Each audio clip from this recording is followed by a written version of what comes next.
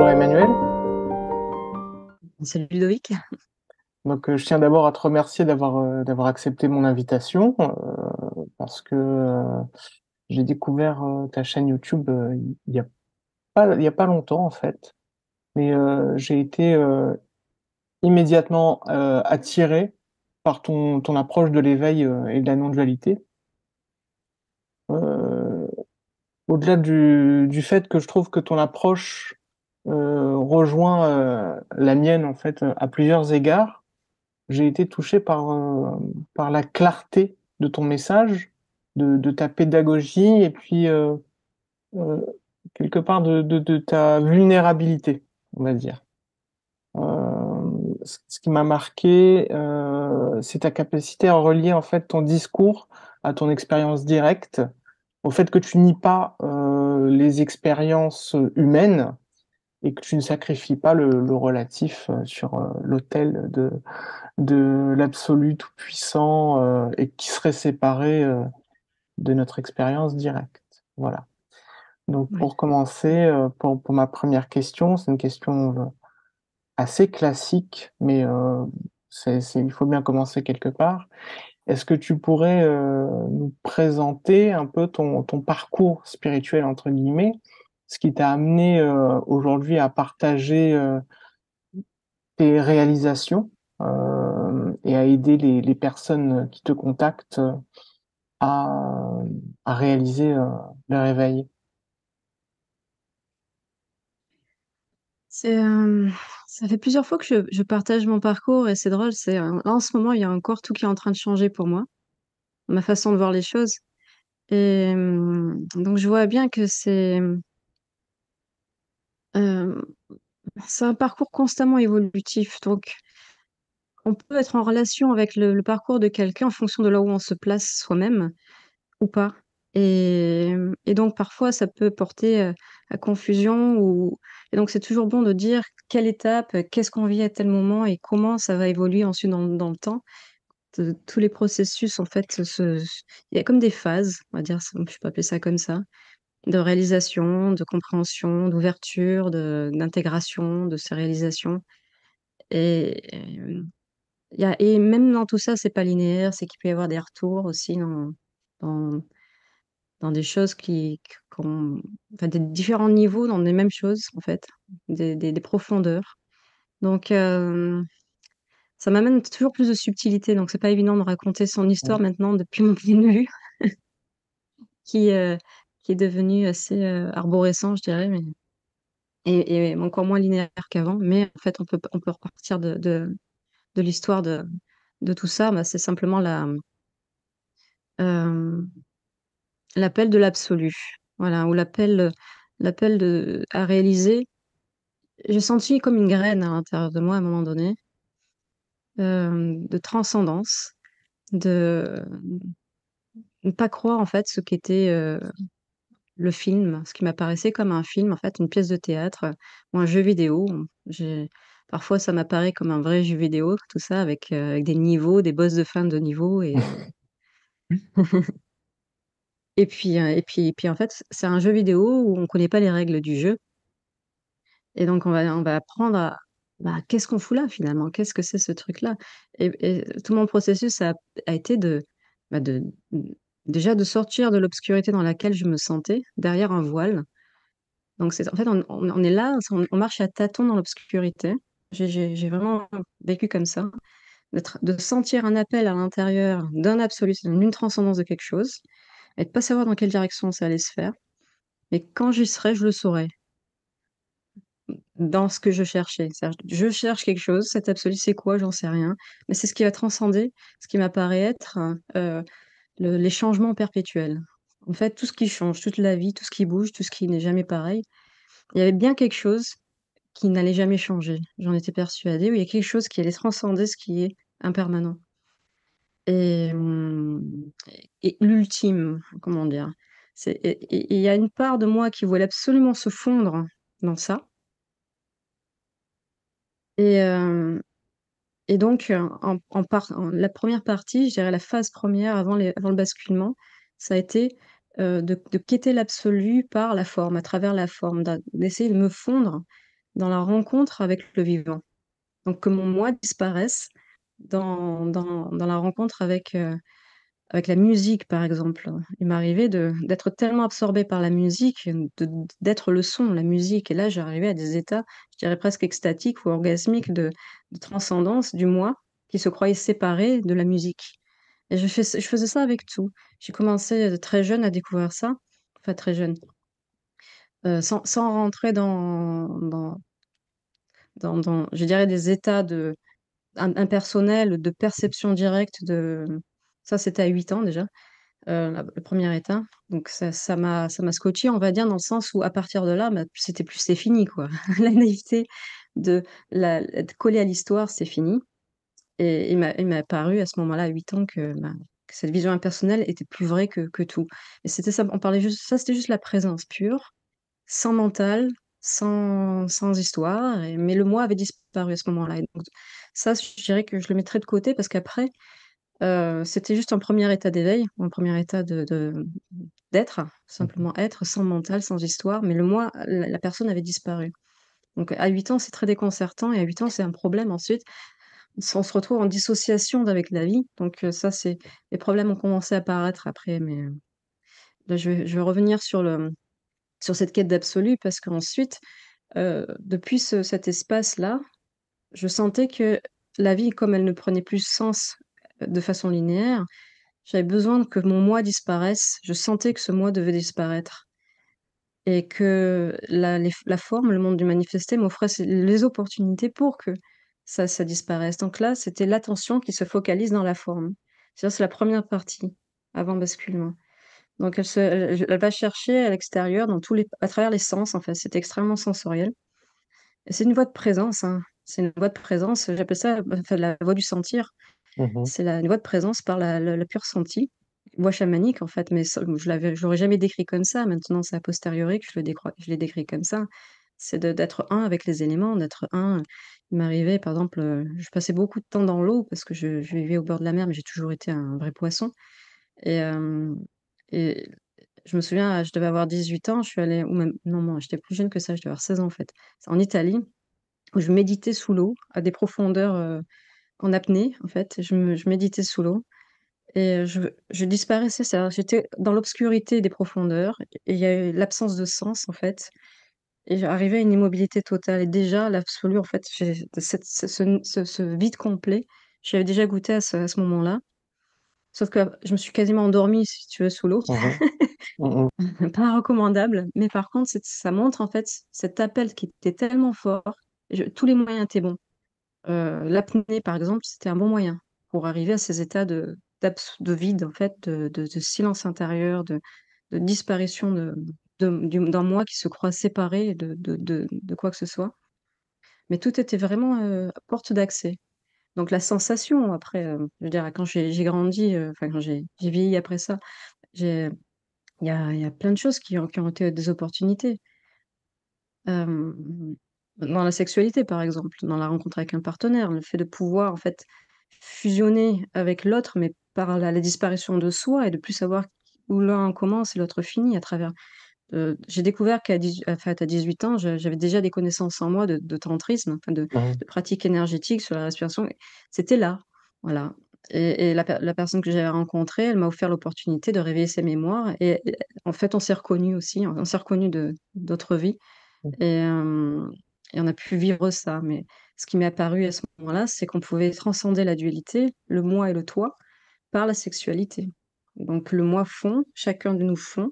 Il ne reste plus que la respiration, il ne reste plus que le plaisir, il ne reste plus que fait un état de plaisir qui peut durer une demi-heure si on veut, si on veut, comme un plateau infini où il y a plus personne.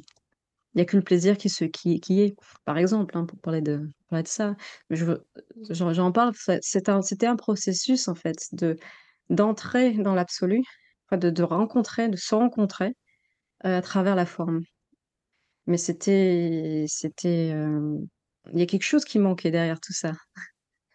Il y avait toujours quelque chose qui manquait, mais c'est en chemin. Et, ce qui manquait, bah, c'était la réalisation, que j'étais cette présence, cette conscience qui est conscient de peu importe ce qui va se manifester. Ça, c'est versant de la même pièce, que j'appelle ça comme ça. À ce moment-là, c'est au lieu que l'attention aille vers la forme et que le moi se fonde dans la forme, c'est l'inverse qui se passe. C'est l'attention se retourne sur elle-même. Qui est conscient de la forme? Qu'est-ce qui est conscient de la forme? C'est quoi ce ça qui est présent à toutes Mm. les expériences humaines? Voilà. Et j'ai eu un avant-goût de ça à l'âge de 21 ans, dans un état justement où il y a plus de mental, il y a eu l'entièreté de ce que j'étais, qui était un, c'est-à-dire le corps, je veux dire la personne habitée par la présence, sans séparation. C'est pas en état de témoin, pas en état d'observateur, juste là, silence mental, perception directe, clarté, lucidité. Ça a duré 45 minutes. Et ensuite, c'est parti. Mais je savais que c'était ça que j'avais toujours cherché. Bon, voilà. Pour faire court. Et ça se complique. Ouais. Qu'est-ce qui t'a donné l'élan, on va dire, de partager ces états-là ou ces choses-là, ou enfin ces non-états, parce que c'est vrai que j'imagine qu'il y a plein de personnes réalisées qui qui partagent pas en fait. Et alors qu'est-ce qui toi t'a donné envie de transmettre entre guillemets? Euh, À la base, ça a évolué ça aussi, hein. Donc, à la base, après ce basculement, comme je vivais, ah, c'est ça le paradis. Ah, c'est ça le paradis. C'était tellement beau, tellement simple, tellement direct, tellement perceptif, tellement ça. J'ai commencé à comprendre beaucoup de choses. Et je pouvais pas, c'est comme avoir découvert la cure du cancer et le garder pour soi. Ça Mmh. m'était impossible. Impossible. C'était le cadeau qui m'a été donné et puis les informations ont commencé à arriver, c'est-à-dire j'observais ce que je vivais, donc en fait, simplement en observant, il y avait des une intégration qui se faisait, une compréhension de ce que c'était, des ouvertures supplémentaires, ça commençait vraiment à s'intégrer, à une connaissance directe de ce que c de voilà, de se mettre en relation en fait avec, entre vivre cet aspect illimité et vivre comment c'était avant. Donc j'ai fait mentalement, beaucoup de comparaisons Mmh. avant-après, pour pouvoir justement transmettre, en fait, pour pouvoir faire le pont. Donc c'était énormément de travail, de compréhension, énormément de travail de simplification. En fait, c'est pas moi qui décide, ça me pousse à faire ça et je m'aperçois que c'est ma structure d'être comme ça. Il y a un aspect j'ai toujours été un peu comme ça, très synthétique. Mais j'étais pas synthétique sur ce que j'allais, faire aujourd'hui, j'étais synthétique sur d'autres aspects dans la vie d'avant. Hem Et je vois bien qu'en fait, on est des structures différentes, chacun de nous, et on va pas tous faire la même chose, on s'exprime pas de la même manière et on n'est pas poussé par les mêmes élans. Et et que tout convergeait à ce que je fasse ce que je fais maintenant. Alors je ne fais que rentrer dans ce qui m'est naturel, tu vois? C'est pas J'ai pas décidé de quoi que ce soit. Après, tu peux essayer les raisons du début ne sont plus valables aujourd'hui, si tu veux. Même si elles Ouais. sont, l'histoire du il y avait une forme de naïveté tout est début qui n'est plus là. Après le basculement, il y a plus cette naïveté. Même à un moment donné, je voulais plus parler. À un moment donné, C'est il y a eu ça, ouais. cet arrêt complet et c'est pour ça que je me suis dit: «C'est vraiment un processus et on change énormément, ouais, au fil des années». Hem, Est-ce que tu as été, dans ton parcours, influencé ou est-ce que tu as reçu des enseignements particuliers ou est-ce que tout ça s'est fait, spontanément? oui, j'ai reçu des enseignements, genre de personnes, mais pas comme on l'entend. C'est-à-dire que, hem, j'ai j'étais habitée par l'envie, depuis l'enfance, de rejoindre le monastère. Mmh. Mmh. Donc j'attendais qu'on vienne me chercher, que les moines en robe orange viennent taper à ma porte et viennent me sortir de l'endroit où j'étais. Parce que j'étais dans la mauvaise famille, au mauvais endroit, il devait y avoir erreur sur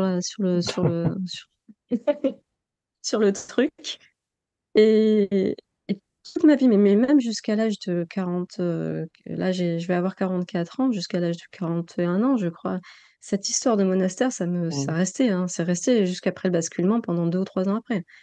Mais en fait, il a fallu que j'aille voir ça aussi, tu vois, comme drôle de. Et, et en fait, ce que la vie m'a amené, ce sont des opportunités pour ne pas chercher l'enseignement à l'extérieur, pour que l'appel, en fait, j'ai les réponses qui viennent de l'intérieur. Et donc, j'ai été extrêmement déçue par les maîtres ou les Mm. rencontres que j'ai pu faire.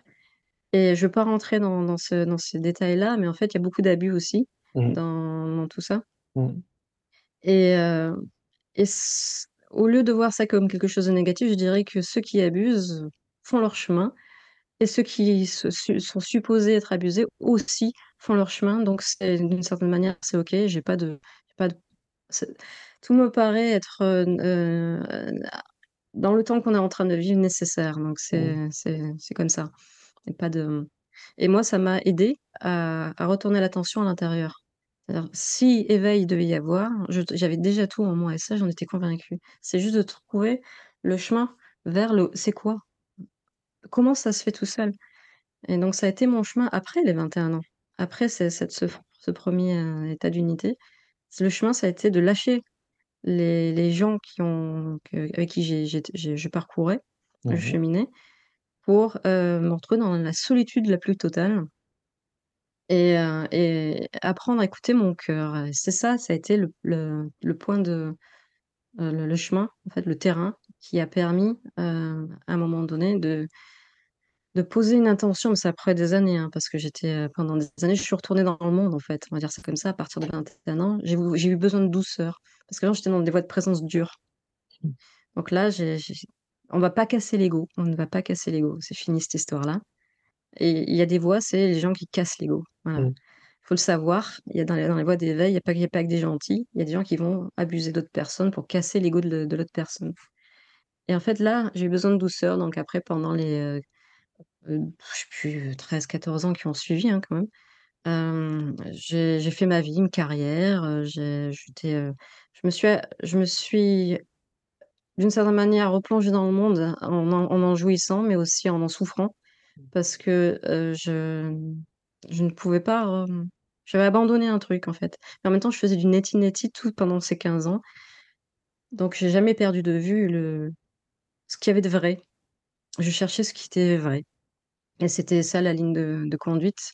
Sauf que j'avais beaucoup de peur, euh, beaucoup de solitude, beaucoup de choses comme ça. Parce que je me suis vraiment trouvée. J'ai pas lu un livre, j'ai pas fait Mm. la non-dualité, je savais absolument pas ce que c'était, enfin tout ça, l'Advaita, etc. Et donc j'ai cheminé en écoutant le cœur et à un moment donné, j'ai pris une décision, c'était tard, hein, à l'âge de 35 ans. Dire maintenant, je ne lâche plus. Tout ce qui ne correspond pas à ce que je sens être juste, présent, là, maintenant, euh, je lâche. Donc il y a eu le courage s'est mis en place en fait. Il Mm. faut beaucoup de courage pour faire face à tout ce qui n'est pas vrai en soi. Est-ce que dans tout ce parcours, tu as parlé d'un moment de basculement, si je ne me trompe pas. Ouais. Est-ce qu'il y a eu un déclencheur particulier, ou est-ce que te semble qu'il y a eu un déclencheur, ou est-ce que c'est quelque chose qui est arrivé de façon spontanée dans ta vie de tous les jours, sans que tu ne l'attendes? Tu veux dire le premier à 21 ans? Celui que tu considères être le basculement fondamental. Le final. Alors le final, c'était à 37 ans. Mhm. Le non-retour en arrière possible, c'était à 37 ans. Il y avait un état d'équanimité qui s'était fait, en fait, à l'âge de 37 ans. Euh, L'acceptation de ce qui est. L'acceptation de ce qui est, en général. En fait, est-ce qu'il y a un état de perfection, la fin des peurs, la fin des machins, des trucs? Du tout. C'est pas ça, c'était pas ça qui a fait plancher la balance. C'est, c'est l'acceptation, ben, même de ça, en fait.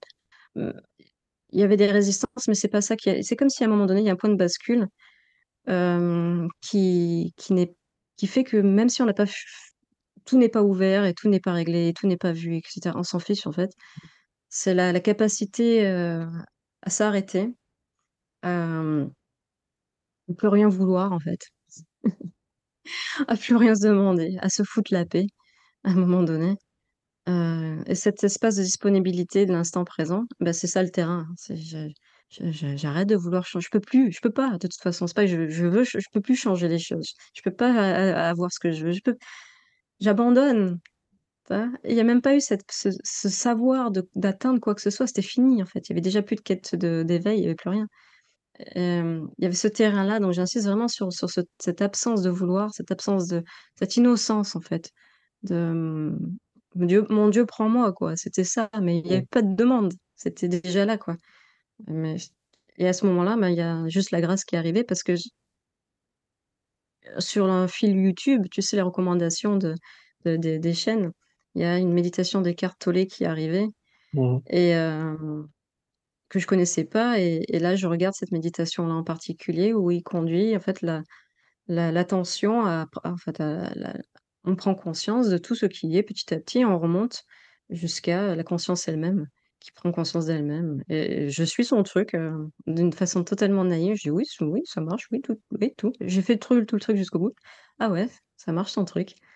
Et puis en fait, sur le coup, j'ai la conscience, enfin, je veux dire, il y a eu une réalisation de rien, parce qu'il n'y a rien à voir, mais il y a juste un alignement. Et il n'y a pas eu de déduction, pas de mentalisation, pas de récupération, pas rien. Je dis: «Oh oui, ça marche son truc», tu vois? C'est un peu je il me semble que c'est la phrase qui avait été dite et puis je suis allée me coucher, vraiment, il n'y a pas eu de c'est venu que le lendemain matin où, à un moment donné, après le petit déj, je sais pas, je me suis posée et j'ai regardé, il y avait plus de voix dans ma tête et à ce moment-là, j'ai vu que ça s'était il y a plus d'histoire, il y a plus de blabla, il y a plus d'injonction, il y a plus de «il faut», de «je dois», il y a plus rien. Purement présent et il y a eu juste une constatation et que des constatations et des tonnes de constatations. Il y a une lune de miel qui s'est fait. Qu'est-ce que c'est que ce corps? Qu'est-ce que c'est que ce tout était neuf en fait. J'ai eu l'impression de naître, n'avoir jamais vécu avant et donc de découvrir ce que c'était que la liberté, ouais, à ce moment-là. C'est ça la liberté. Mm. Je sais Tu parles de lune de miel, c'est amusant. C'est-à-dire qu'il y a mmh. donc il y a eu une période où ça s'est peut-être, il y a quelque chose qui s'est stabilisé ou quelque chose qui a disparu. Par rapport au mot lune de miel, c'est parce qu'il y a Oui. eu la jouissance hem, bah, c'était extatique en fait Mm. le plaisir qu'il y a à goûter sa liberté, le plaisir qu'il y a à se rencontrer soi, libre, le plaisir à ne pas avoir, de mental qui le voile n'était plus là, alors pouvais percevoir, je perçois toujours directement. Enlève le mental, il y a Mm. plus rien, hein. Je veux dire c'est perçu directement. Le mental même, c'est pas un problème, c'est-à-dire c'est un il est en arrière-plan, en avant-plan, on le regarde pas en fait, c'est juste un c'est c'est c'est une fonction mais il était remis à sa place. Il était redevenu comme une fonction et non pas comme une identité. Comme, je suis ce que mes pensées. Non, j'étais pas mes pensées, c'est clair. C'est c'est la liberté par rapport à ce qui se raconte qui était là. C'est d'être complètement observable. Tout était observable, en fait. Tout Mm. était vu depuis, ce qu'il voyait, ce qu'il sentait. Il y avait une telle énergie, il y a tout un éveil énergétique qui s'est passé à ce moment-là. Je savais absolument pas ce que c'était, Mm. ça débordait d'amour inconditionnel, de joie, heu, je savais mon corps me semblait trop petit, parfois, tellement c'était intense. Donc j'ai vu qu'il y avait tout un processus au niveau corporel qui était en train Mm. de débuter et donc j'ai commencé à écouter ce que c'était cette énergie. Elle est devenue mon gourou, l'énergie, elle-même, en fait, parce qu'elle régulait mes journées et elle était tellement en avant-plan, quoi, tellement présente que je pouvais pas l'ignorer, hein. Donc qu'est-ce que j'ai fait? Moi, j'ai appris à partir de là. J'ai appris. J'ai appris à... J'ai appris à être justement dans ce qui pouvait se poser encore des questions, à donner les clés de tout ce qui restait en moi d'attachement, de contrôle, de machin, de trucs, de résistance, petit à petit. C'est toute une question d'attitude aussi, à partir de là, qui s'est mis en place. Dévotion, de reconnaissance. Donc aujourd'hui, tu te consacres à l'accompagnement et au partage, on pourrait dire même à l'enseignement. Euh, et comment est-ce que tu qualifierais ton approche, enfin, ce que tu enseignes? Est-ce que ce serait plutôt une approche progressive ou une approche plutôt directe, ou alors est-ce que cette opposition n'a pas de sens pour toi? Et en fait, quels sont quels sont les moyens habiles que tu proposes aux personnes que tu accompagnes?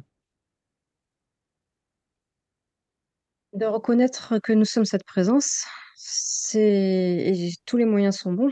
Mm, Donc peu importe la méthode, la plus douce, ce sera le mieux.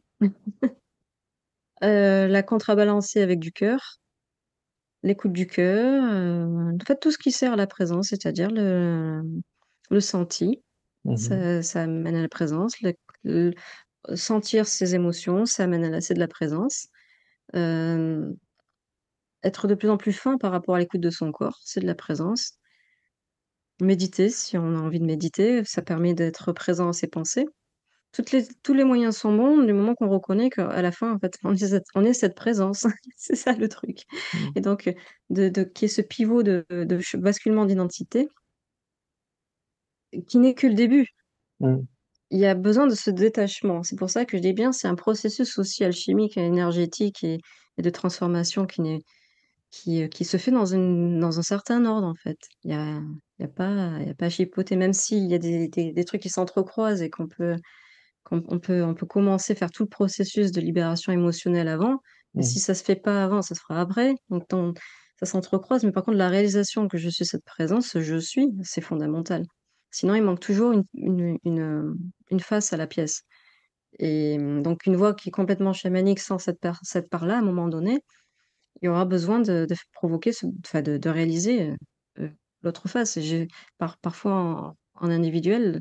J'ai des personnes qui arrivent à ce cul-de-sac. C'est que la voie chamanique, elle est explorée et à un moment donné, bah, il y a encore quelque chose. C'est pas c'est il y a un truc, on n'a pas fini de se mettre il manque un truc, voilà et c'est de découvrir qu'on est cette source ultimement et donc de tout lâcher. Il y a une forme d'abandon complet qui doit passer, de lâcher le monde des formes. Hem Une fois que c'est plus vécu comme une mort et que c'est plus vécu comme quelque chose qui fait peur, comme un abysse et cetera, justement tout ça, c'est aussi des choses qui vont tomber mais c'est un apprentissage aussi, peut-être aussi p là, en fait, tu sais, pour moi, la 1re pratique, c'est la vie, hein. C'est si tant qu'il y a des peurs, le elle va nous amener des opportunités pour aller les rencontrer. Donc s'il y en a peur du vide, c'est pas moi qui vais dire: «N'ayez pas peur du vide». Non, non, c'est à un moment donné, vous n'aurez pas d'autres solutions que de faire face à cette, à vous poser et à y faire face et abandonner parce que c'est la seule différence, la souffrance dans tout ça, c'est combien de temps vous allez résister.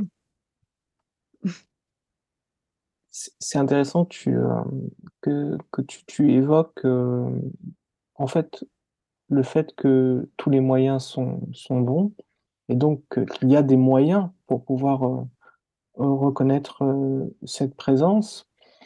Et ce qui est, moi je trouve assez agréable à entendre, hein, parce que c'est vrai il y a dans le, entre guillemets, «milieu» de, on va dire, de la non-dualité, il y a une autre approche qui serait de considérer que toute pratique, est à proscrire puisque ça renforcerait l'idée, de l'illusion, que l'on est un soi séparé du monde, des autres et cetera.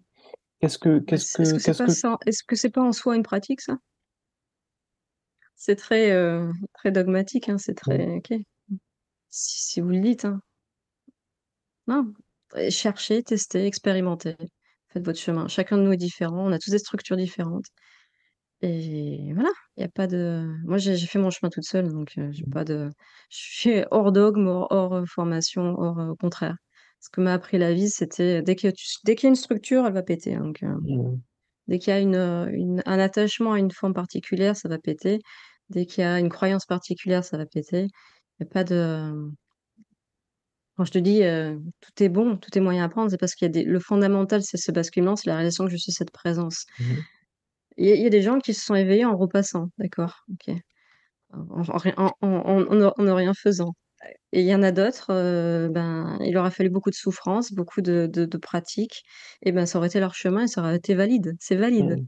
C'est valide aussi. C'est-à-dire que c'est comme ça que ça s'est fait, et c'est comme ça. Il n'y a pas de il faut ou de je dois ou de machin, ou de mieux que. Après, pour moi, au fil du temps, je m'aperçois qu'il y a une forme il y a des éléments qui vont se contrebalancer, c'est-à-dire qui vont se compléter, ça va se faire au fil du temps, de toute façon. Par exemple, si on a omis le cœur, ça va provoquer un éveil sec, s'il y a éveil, mais ça va aussi peut-être provoquer des rigidités mentales, donc il y a besoin peut-être de mettre un peu de miel dans son vinaigre, quoi. Mm. Ça, il y a beaucoup, et l'attitude de dévotion est hyper importante, l'attitude de je ne sais pas est hyper importante. Mm. Voilà. Là, je dis pas c'est pas des pratiques, à un moment donné, si on a l'honnêteté avec soi de voir là où ça coince, ça va venir tout seul. C'est une question d'honnêteté, d'être en vérité avec ce qui coince en soi et d'aller rencontrer tout ce qui coince. De pas avoir honte de ce qui coince, au contraire.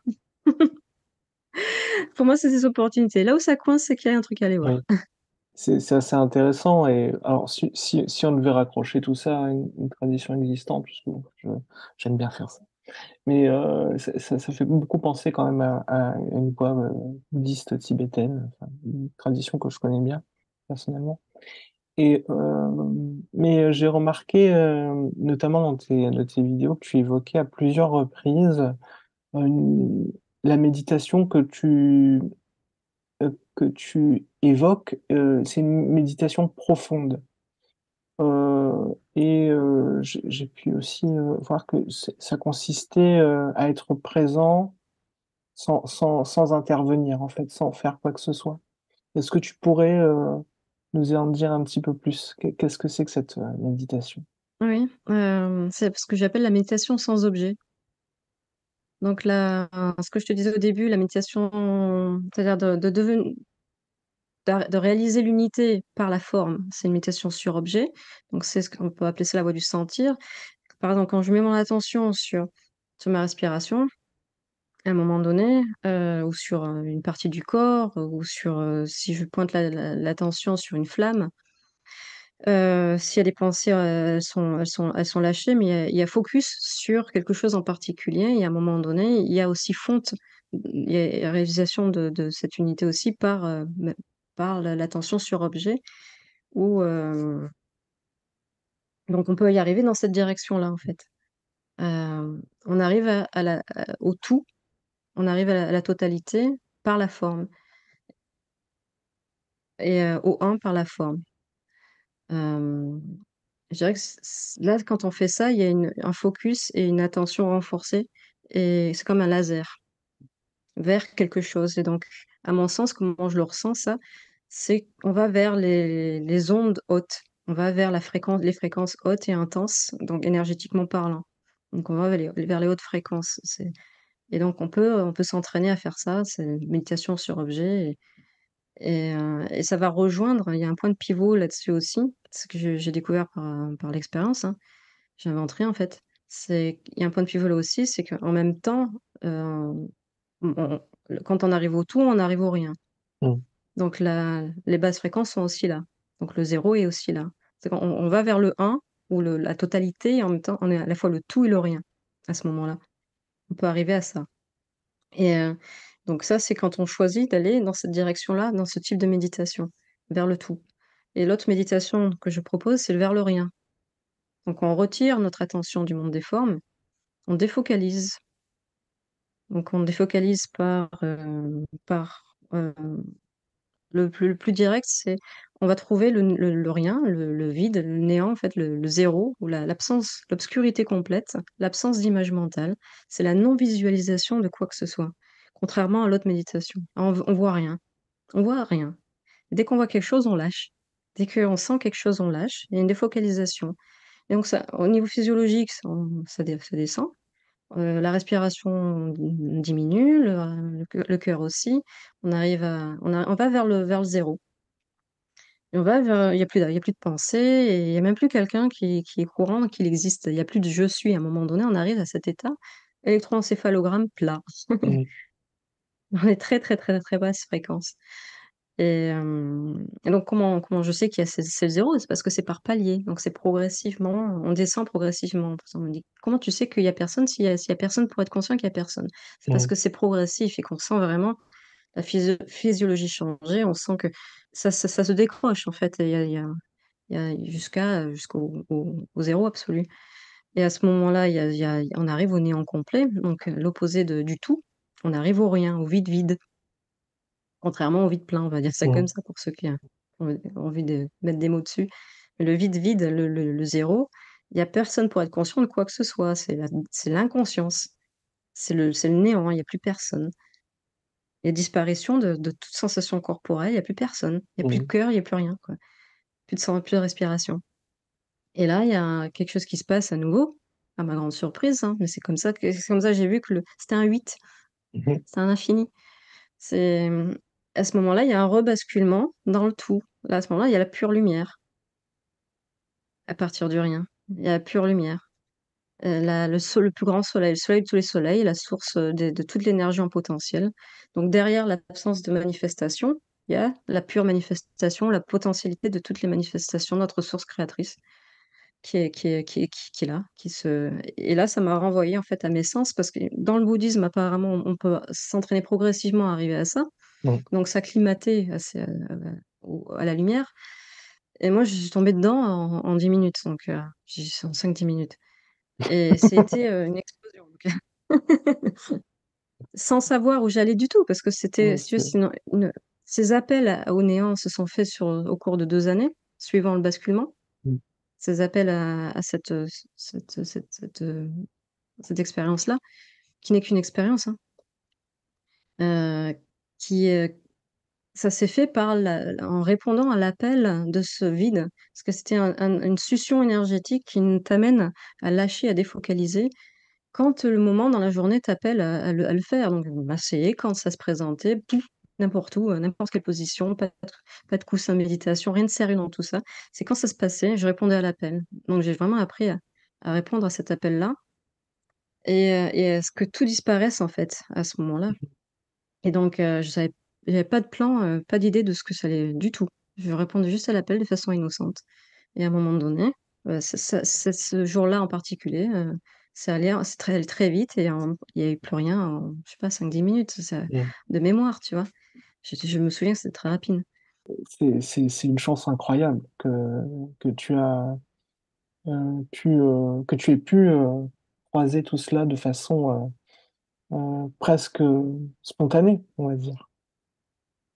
Répondre à l'appel, en fait, écouter, Mm. écouter. Vous avez tout en vous. On a tout en nous. Il suffit d'être présent, ce qui se présente, et dire oui, et dire oui, et dire oui, et dire oui encore. Ça, des fois, je dis avant la veille, lâcher prise, après la veille, lâcher prise. Parce qu'il y a qu'est-ce qu'il a? Qu'est-ce qui a besoin d'être vu? Est-ce qu'on va répondre à l'appel, quoi? Mm. C'est peut-être ça aussi la difficulté. Tu parlais de courage. Euh, Mm. Dire oui, lâcher prise. Déjà, il faut se rendre compte qu'il y a une prise quelque part, mais et aussi de dire, c'est faire confiance quelque part à tout ça. Mm. Oui, et puis de pas se positionner en sachant. Mm. Jamais. L'esprit du débutant à chaque instant.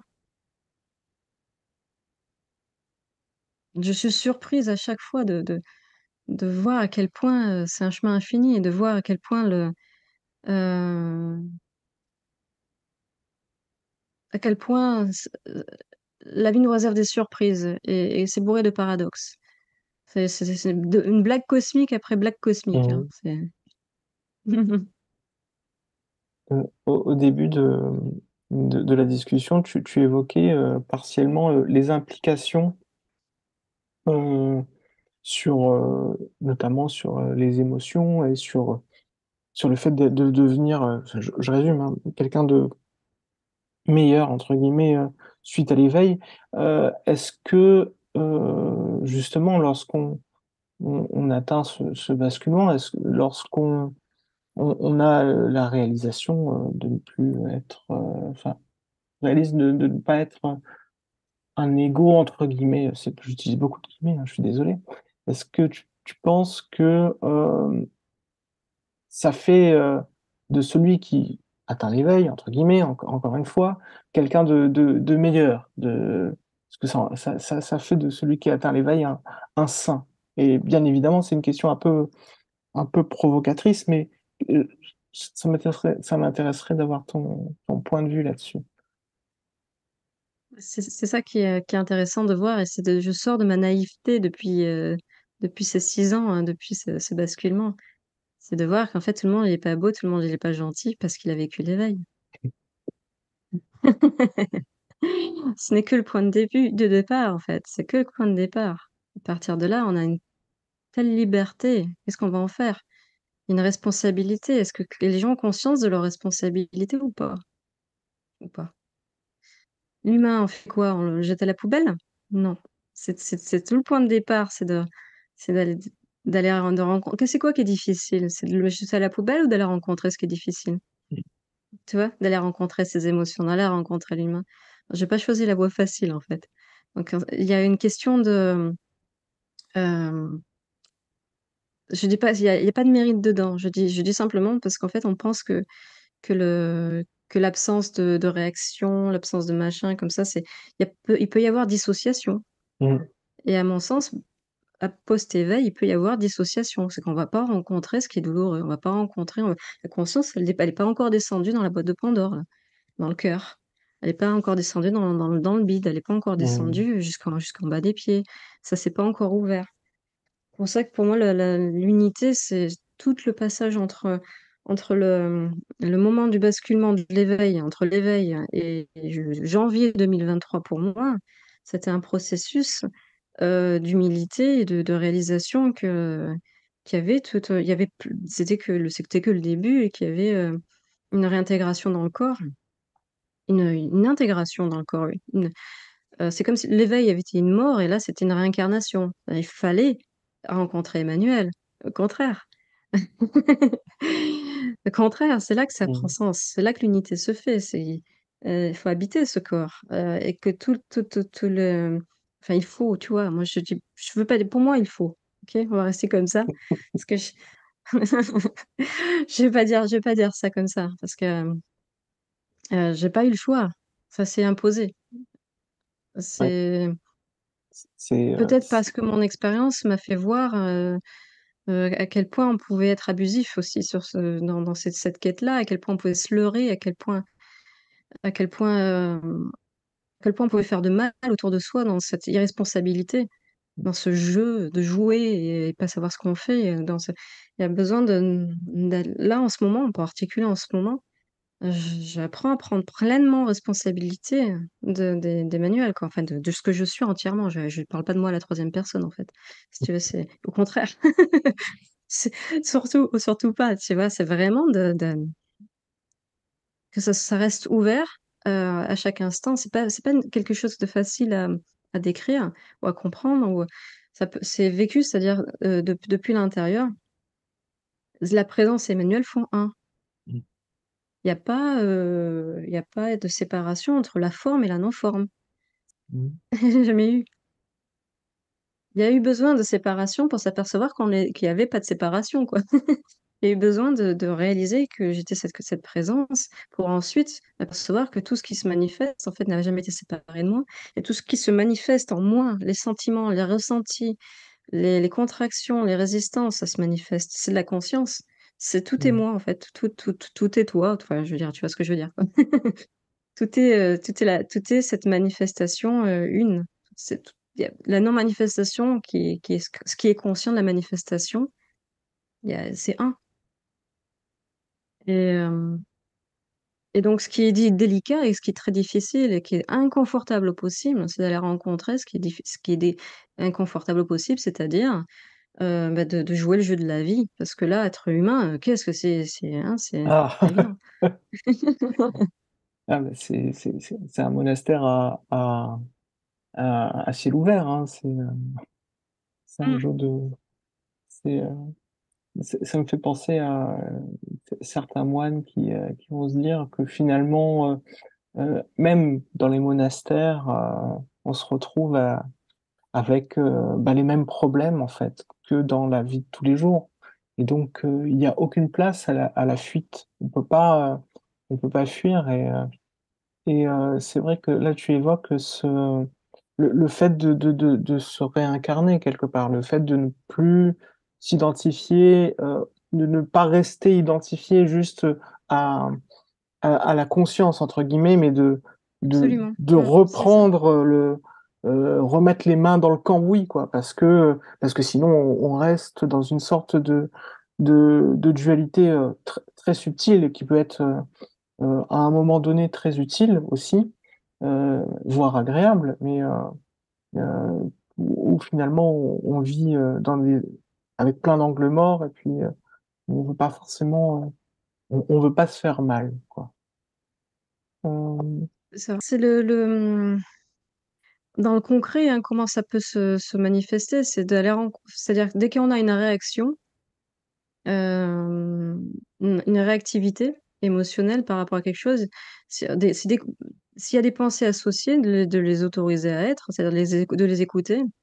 Faut pas avoir peur de se réidentifier. C'est ça tout le truc, le jeu subtil post-éveil. Il y a rien à craindre.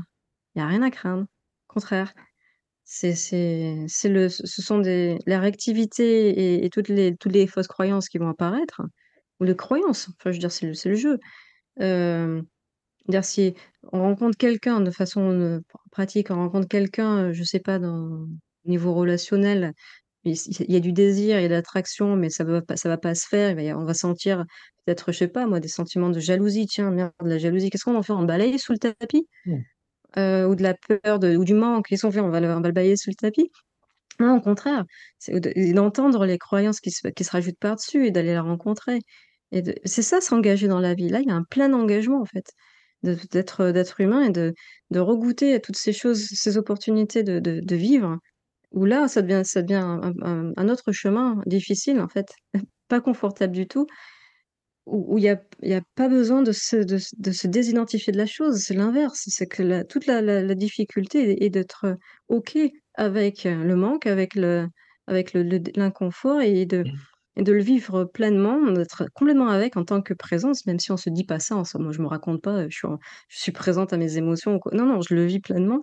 Tu vois, il y a pas c'est de le sentir complètement à niveau énergétique, de le vivre complètement. Souvent, en fait, c'est la résistance qui fond au fil des années. mm, Entre ça devrait pas être là et c'est là.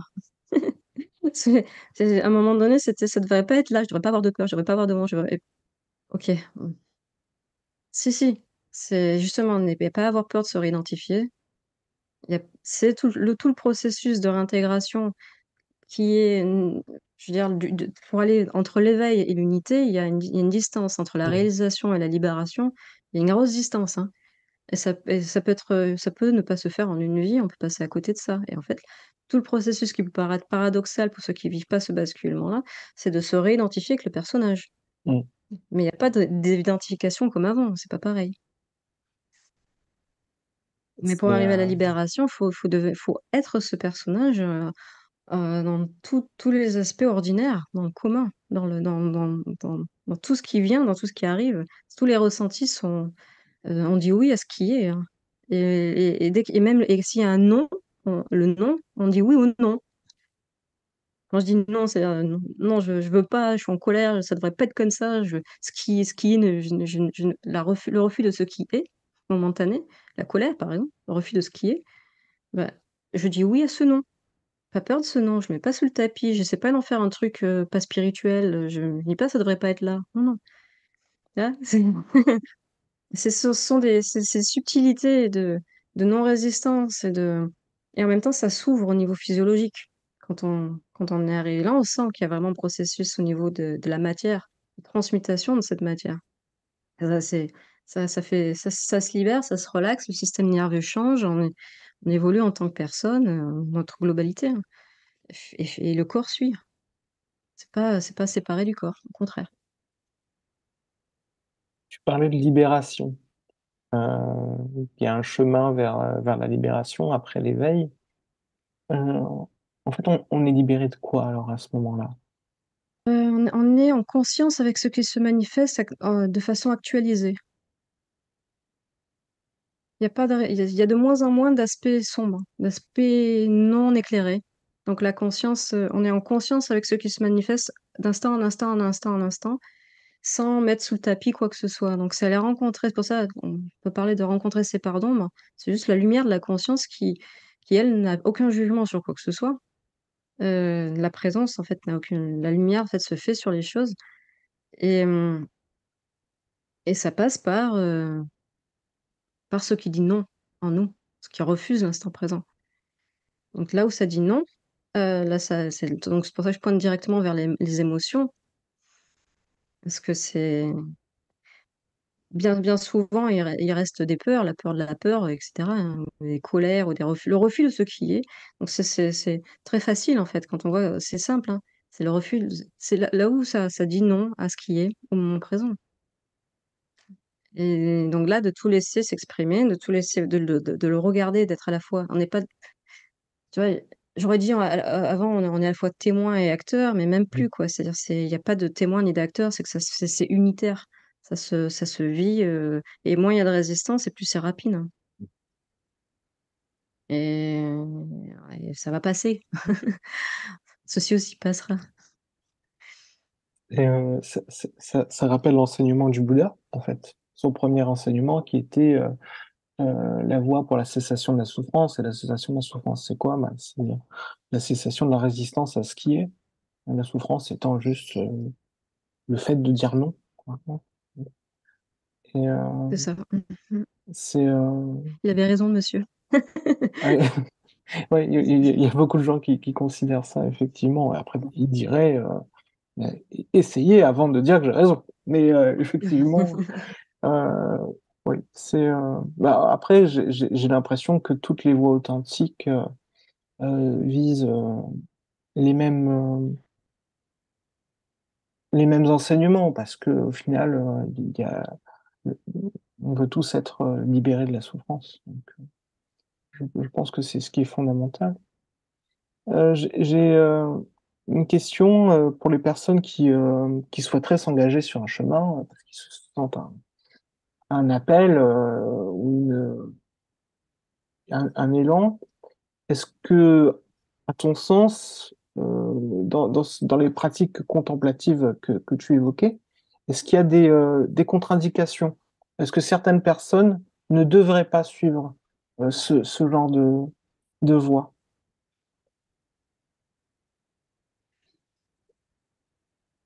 Ça serait au cas par cas, hein, ce que tu es en train de me dire. Et souvent, par exemple, en entretien individuel, je fais du cas par cas, hein. Mhm. C'est pas, il y a pas de recette. Mais par exemple, quand je vois quelqu'un qui n'a pas de connexion avec son corps, euh, bah, ça me paraît évident d'être en présence avec le ressenti de ses émotions, de se retourner l'attention. Donc, comment tu te sens là maintenant, tout de suite? Et où est-ce que ça se passe? Et donc d'aller vers une voie de corporelle, et si ça pas, si c'est pas fait, il y a un point manquant. Donc je vais pas vers les contre-indications, mais plus vers les indications au moment où Mhm. ça se présente à moi. C'est-à-dire, ben, là, il y a un manque clair, il y a pas de lien entre la tête et le corps. Ok, ben, il va falloir le faire. Euh, c'est une voie de présence et tout est bon. C'est pour ça que il y en a qui pointent, qui disent non, les voies de tu sais, le développement personnel, on renforce le personnage, l'histoire. Hop, en fait, attention, parce que derrière ce développement personnel, par exemple, là, j'ai interviewé une amie qui fait des constellations, mais j'étais à une constellation, on est quoi, lundi avant-hier, samedi, pour pointer sur un symptôme, mon genou, par exemple, mais peu importe. Mais il y avait, c'est plein de belles âmes dans ces constellations qui sont dans leur ressenti. C'est une voie de présence à part entière, dans le sens où pas, les histoires, elles vont passer. On n'est pas Mhm. là pour rajouter de l'histoire à l'histoire. On est là, en fait, c'est pour sentir là où, ce qu'on appelle, où il n'y a pas encore eu de lumière. Donc, on met de la présence, de la lumière, là où il n'y en a pas eu encore. Et qu'est-ce qui va nous arriver de pire? Eh bien, tu vois, c'est rajouter, de croire que ça va, on va s'identifier. Non, s'il y a que ça, si on oublie qu'on est cette présence, oui, il y a peut-être contre-indication, je dirais. C'est-à-dire que de croire qu'on a un problème et que Mhm.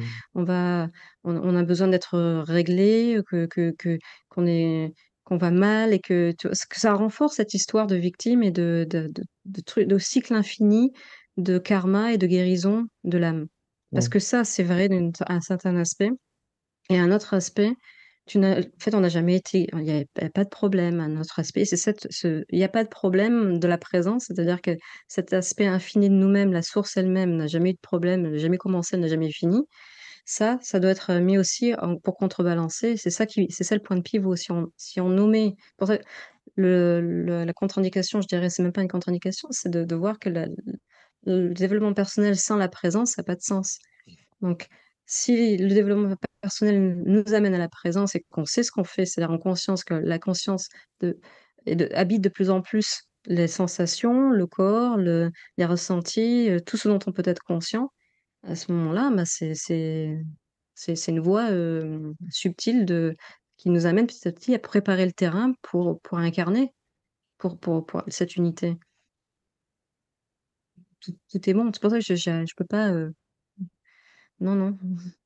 J'en ai la preuve vivante, en fait. Je regarde comment ça marche autour de moi, que chacun fait son travail à son niveau, en fonction des voies qu'il prend. Ostéopathe, constellation, c'est des voies de sentir et de présence tout à fait honorables. Et c'est des pratiques qui sont propres à chaque individu, selon sa structure, qu'il appelle personnellement. Et ils vont se trouver comme ça aussi. Parfait. On va pas tous faire les mêmes choses, hein, comme je le disais au début. Donc, Bah non, ce serait dommage. Euh, mm. je te remercie pour toutes ces réponses qui sont très éclairantes sur, euh, sur ton enseignement.